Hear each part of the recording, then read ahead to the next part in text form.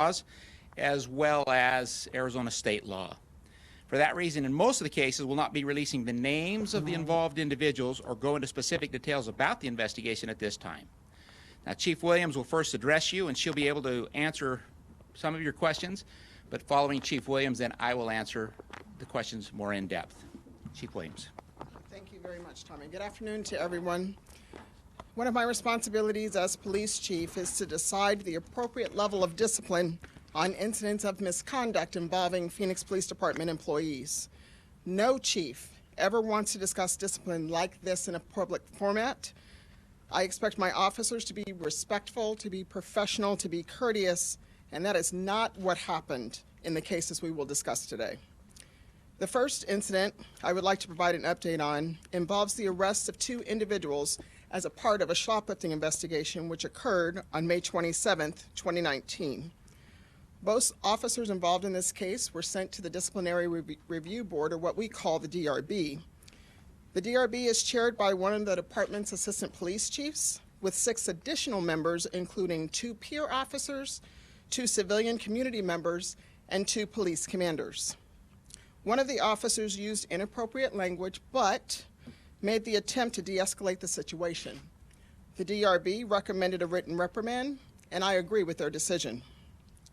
The DRB recommended the second officer receive a 6-week unpaid suspension, but the decision on discipline is mine. And after meeting with Officer Chris Meyer personally and considering all the facts of the case, I have notified him of my intention to terminate his employment. In this case, a 240-hour suspension is just not sufficient to reverse the adverse effects of his actions on our department and our community.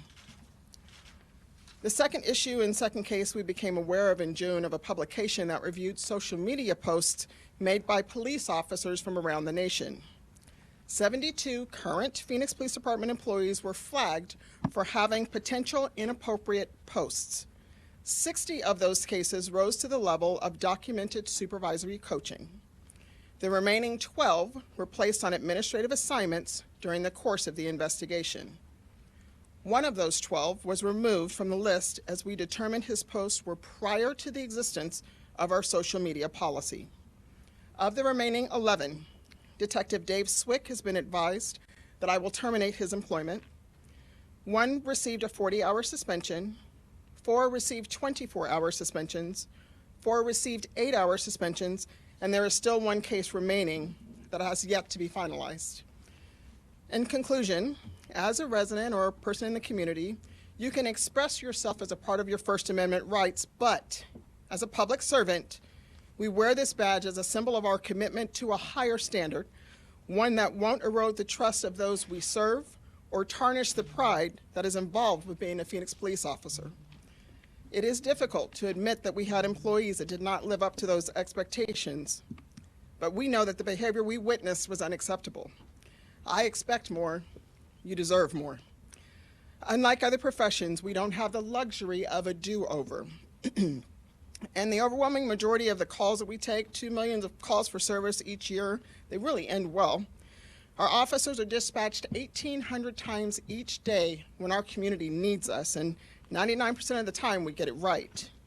But when we don't, it does come at a cost. Nearly 4,000 other members of the Phoenix Police Department must bear the burden of that failed contact with our community members. As of today, we re-emphasize the respect and professionalism expected of the Phoenix Police Department. The men and women of this department are our greatest assets, and they have my full support as we move forward with our dedication to our duties. With that, I will answer a few questions. Just know that I won't go into great detail. If you're going to ask questions about the social media posts, there were such a large number of them, I'll have Sergeant Thompson respond to those. You said Officer Meyer has been notified that you intend to terminate him. What is his current status right now? Is he on the job or is he on leave? So he's on administrative leave. Thank you for asking. How did he take the news when you met with him? So in dealing with those personal issues between myself and my employee, I'm not going to talk about that. I will say this, it was difficult for both of us, for me to make the decision and for him to take the call. Is Officer Myers the one that pulled the gun on the mother and the child? I'm going to have Tommy answer that question. So Officer Meyer did have his gun drawn, so yes. Was he also the one who kicked the Javon Ames' leg? That would be yes. So he said he moved to terminate. What happens now? Can he fight that process? How long do you anticipate this going on, dragging out? So hopefully it will only take a few days. We have to get discipline notices served on employees, and the employee has to accept that discipline. So that would be a personnel issue, and I'll leave that to Tommy to answer that in greater detail. You mentioned that. Which is why we're not talking specifics. So the employees do have civil service rights, and Tommy will definitely talk about that, about the makeup and who the civil service are, but he does have rights to appeal my decision. You mentioned. Firing Officer Meyer, perhaps maybe mitigate the lawsuit against the department and against the city if the Ames family is filed? That is something that you would have to ask the legal folks. I didn't make my decision based on that. I made my decision because I know that the trust was eroded and that the brand called the Phoenix Police Department was tarnished as a result of that incident. You mentioned the difference between your decision and the DRB's decision for Officer Myers. Are you trying to send a clear message about your stand on situations like that one involving Officer Myers? So what I'm trying to do is I am doing what I said I would do and what we said this organization would do, and that's being transparent, accountable, professional, courteous, respectful. And in my opinion, the two instances that we're talking about did not represent that. Still a criminal investigation ongoing into Christopher Meyer in July. The family had been asked whether they were interested in pressing criminal charges. So I'm aware of the phone call and whether or not they were going to press charges, but I don't believe they contacted us after several attempts to make contact to them to see if they wanted to follow up on that. But so is what's it? the key to your decision why you decided to go to the escalated punishment of leading to that actual fire? What was the first part of the question? Why did you decide to go over those 6 weeks? What was the key reason why you decided to go over those 6 weeks and ask for termination? As I mentioned before, so I have expectations of my employees to be respectful, to be courteous, to be decisive, and to treat everyone with dignity and respect. And in both of these instances, I know for a fact that that didn't happen. And it is my job and my responsibility to make decisions in the best interest of not just the department, but the community, and I believe I've done that. Chief, when did you have that call with Officer Meyer? Today. And How about one more question, and then I'm going to give it to Tommy. Let me ask you, is the PSB investigation wrapped up? I know there was another individual who had an incident with Officer Meyer at Castles and Coasters when he was off duty. Have you looked into past uses of force by Officer Meyer, and is that complete, that investigation? So I believe the Castles and Coasters investigation is complete. So when making a decision on discipline, I do look at the totality of the circumstances, and I most definitely looked at that with both of these cases. What made you choose to fire Dave Swift versus the other officers with the social media posts? The number of posts, the type of posts, and the erosion of trust on the community and the impact that it had on our department. Do you expect that the other officers involved with the social media posts, that some of them will end up on the Brady list as a result of this? That will be a decision that the county attorney's office will have to make, and not me. Thank you.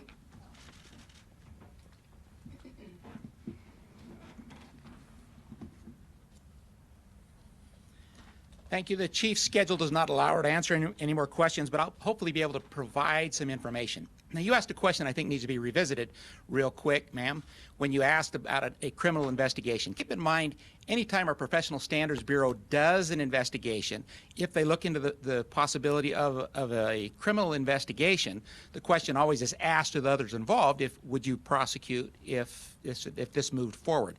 That doesn't mean a criminal case actually did proceed forward from the county attorney's point of view or anything like that. Just I wanted to answer that question. So let me provide you with an overview of our investigative process so that you know it. And again, some of the stuff that I'm going to give you is going to be a little bit redundant, but please bear with me because I think there's some that it might help them to understand. First of all, the investigation or the matter comes to the attention of the Phoenix Police Department. It's either investigated by the individual supervisor or the Professional Standards Bureau. For some of you, that term is used for what might be used in other agencies as internal affairs. The investigation is then conducted by the Professional Standards Bureau. They determine if misconduct occurred on the part of the employee. If the misconduct is found to have occurred, corrective action is taken. Ultimately, the police chief has the say on what discipline or what measures are taken to correct the action of the employees. Now, the chief has the authority to either discipline the employee or send the matter to the Disciplinary Review Board, or as we call it, the DRB. The DRB is reserved for more serious matters, and let me clarify it that when it's sent to the DRB, the misconduct has already been identified. It's not a trial at the DRB. It's an opportunity for the employee to review to give his or her side of the story, provide any mitigating facts or circumstances that may exist. Now, again, the purpose of the DRB is to listen to any mitigating circumstances and provide a recommendation to the chief of police on what discipline they believe that should be taken.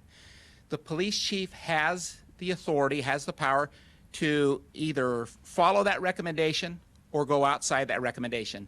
And she just gave you two examples where she went outside the recommendations made by the DRB. Now, following that process, the employee has the right to appeal the chief's decision through the Civil Service Board. The Civil Service Board, some of you are aware, some of you may not be, is made up entirely of civilian employees. Those employees have the opportunity to either go along with the recommendation of the DRB or the discipline that was given to that the chief assigned to an individual. They can lessen it, and in some cases, if an employee is terminated, they have the authority, they have the power to reinstate that employee back on the department. Again, that's the DRB that does that. A second portion that comes into play is Arizona law. We call it the Peace Officers Bill of Rights. It's in ARS 38-1109, and it talks about the rights that an officer has. As you might imagine, sometimes we get accused of misconduct by people who want to get out of a ticket or something of that nature. It's designed to protect our rights, and that's why we don't put out the information until the process is complete. We're governed by law. Our hands are tied on that one. But it prohibits us from going into the details of the investigation and providing the officers information until after the appellate process has taken place. So in all of the cases, in the cases we're going to talk about, make sure you understand that each employee was investigated, evaluated, whatever you want to say, on his or her own merits. So keep that in mind. And let me start with the incident that has come to be known as the shoplifting incident, which occurred on May 27th, 2019 in Phoenix. This involved two officers. Two officers went to the DRB. Now, the primary officer in this case will be terminated, as Chief Williams explained to you. That's Christopher Meyer, and it's Meyer without an S on the end.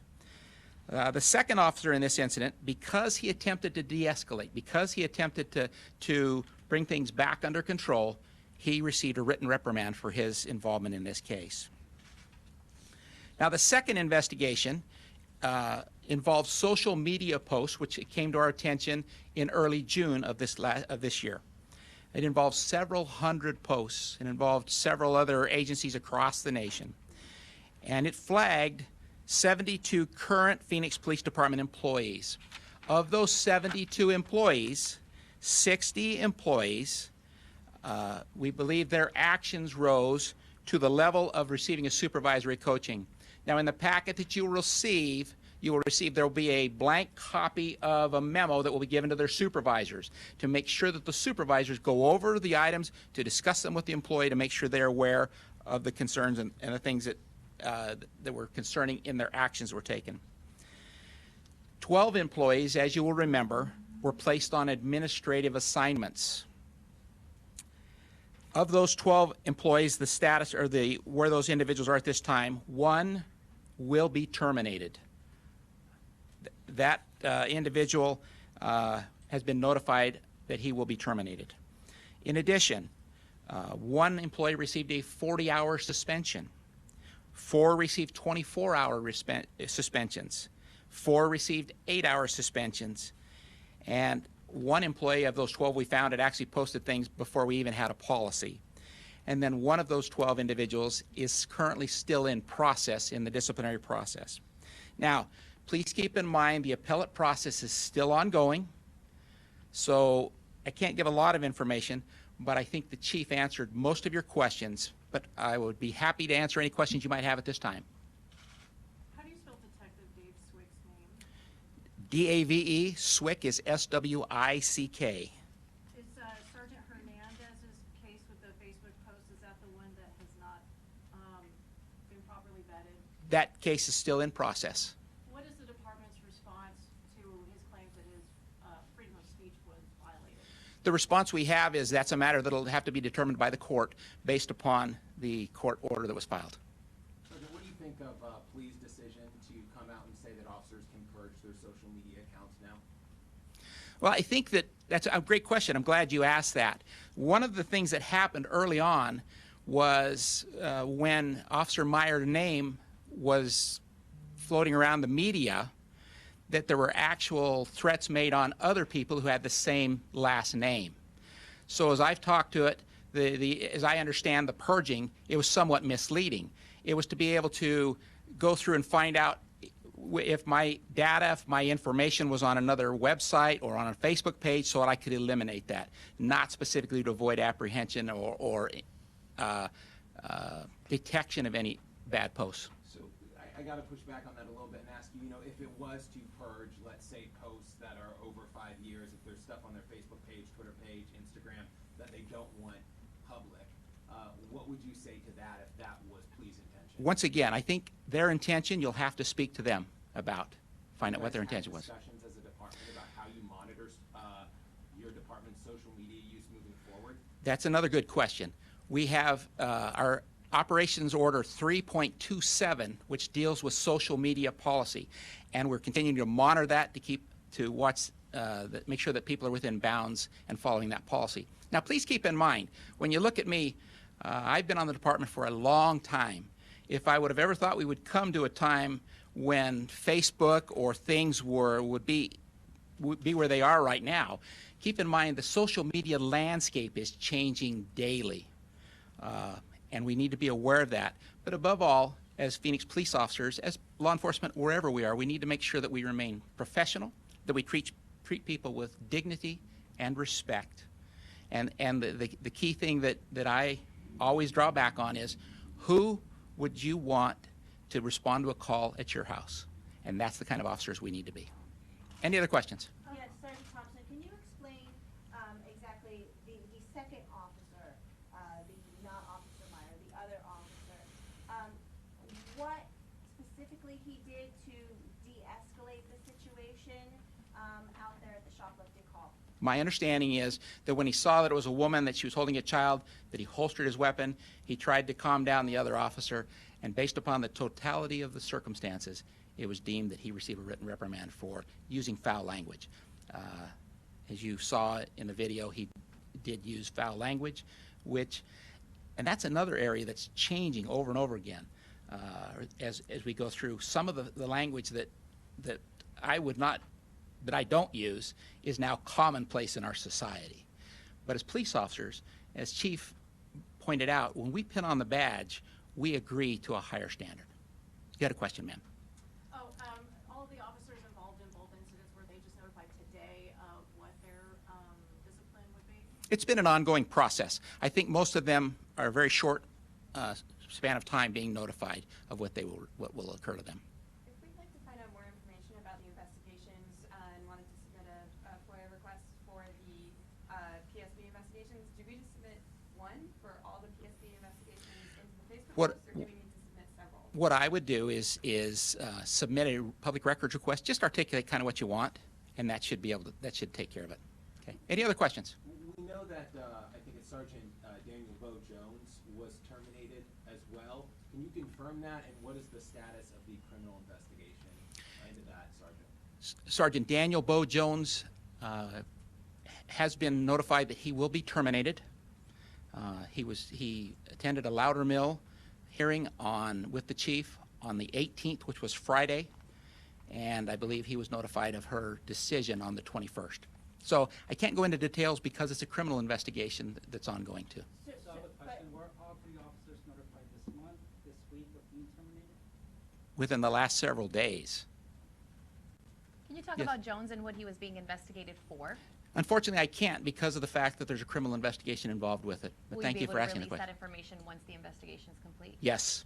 Would you consider the investigations that we're here to talk about today complete, and the suspensions that you mentioned for the I'm sorry. That's multiple questions. Please Sorry. ask me one. Are these two investigations, are they considered complete? To as nearly as we can tell, they have been completed. Obviously, the appellate process and those things need to go, but as far as the investigations, they are complete. And for those who have received suspensions, have they completed their suspensions? No, they have just begun the process of being notified, and then they'll go through that process of appealing or serving their suspensions. And Tommy, there was lawsuits that were tied into Bo Jones's case or his background. Are they connected to this criminal investigation in any way, shape, or form? I will be honest with you, I don't have a lot of information about Bo Jones's case and that matter. I know that it's a criminal investigation, and I don't want to interfere with that. Keep in mind, even if it's an officer that's involved, we still take criminal investigations very seriously, and we want to make sure that justice is served. Can you at least describe whether or not that his firing the criminal investigation has to do with his actions on duty or off duty? I can't even tell you that right now. Have any other Do you officers? want to hear about, is there potential that there are other victims in whatever potential crime that he has that should No. be coming forward? I just, right now with Bo Jones, I don't have any other information. I've given you what I have. We've terminated him or notified him he's going to be terminated, and that's where we're at. So, any other questions? When you talk about suspended for 24 hours, is that like 3 8-hour shifts or 2 12-hour shifts, or is it just like one Well- full day, or how does that kind of play out? Basically, when you're dealing with the city and things of that nature, a day is considered 8 hours. So that's a 3-day suspension. So, all right. Is Jones the only one who's under internal investigation, or any of his partners under investigation as well? Again, I don't have any of that information. So if any of you'd like to do one-on-ones, I can do that. My partner, Sergeant Fortune, has the handouts we talked about. So hopefully it's got a lot of the data that you need, the information, so you won't have to have taken that copious of notes, but hopefully it'll provide the information you need. Okay? Questions? Anybody want to do need a one-on-one? I have something I want to ask you about one-on-one. Okay, that'd be fine. Ustedes están juntos, papá. Que van a hacer team coverage. No me quiere Barb. decir, pero ya. Nadie te quiere.